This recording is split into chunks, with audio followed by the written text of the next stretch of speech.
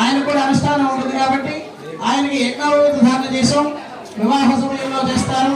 తర్వాత మీరు పెట్టుకున్నట్టుగానే స్వామివారికి అమ్మవారికి రక్షాబంధన ధారణ చేసాం. ఇప్పుడు రక్షాబంధన అయిపోయిన తర్వాత ఇప్పుడు మన పెళ్లిలో ఏం చేస్తాం, కన్యాదానం చేస్తాం. అంటే మనకి ఉన్నటువంటి మన అమ్మాయి కనుక ఉంటే అమ్మాయిని అల్లుడి గారిని మహావిష్ణువుగా భావించి ఆ అమ్మాయిని అల్లుడి గారికి దానం చేస్తాం. అలాగే ఇప్పుడు కూడా మీ అందరూ కూడా చక్కగా స్వామివారి కాళ్ళు తిరిగారు, స్వామివారి కాళ్ళు పూజ చేసుకున్నారు. తర్వాత ఇప్పుడు స్వామివారికి అమ్మవారిని మనం కన్యాదానం చేస్తూ ఉన్నాం.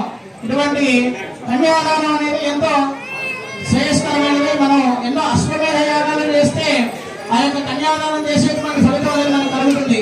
మనం ఒకసారి ఒక కన్యని దానం చేస్తే 100 సార్లు అశ్వమేధ యాగం చేసినటువంటి పుణ్యఫలం మనకు కలుగుతుంది.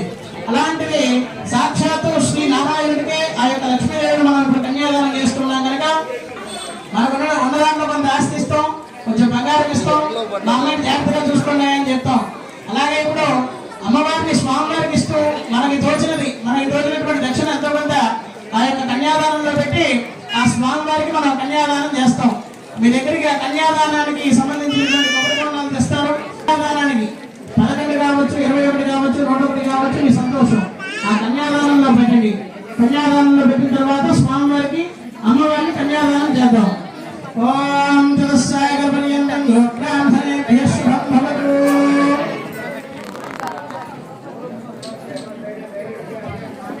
ఓం జలసాధ్యాయనే వాసిష్ఠ మైత్రావరణ కౌండిన్యత్రయానుజయ ప్రవరాన్విత వసిష్ఠ గోత్రోద్భవాయ త్రిభువనాధీశాయ అఖిలాండకోటి బ్రహ్మాండ నాయకాయ తత్వాతీతాయ సచిదానందమూర్తయే సూర్యవంశ పావనాయ శ్రీమద్విక్ష్వాకు వంశోద్భవస్య రఘుమహా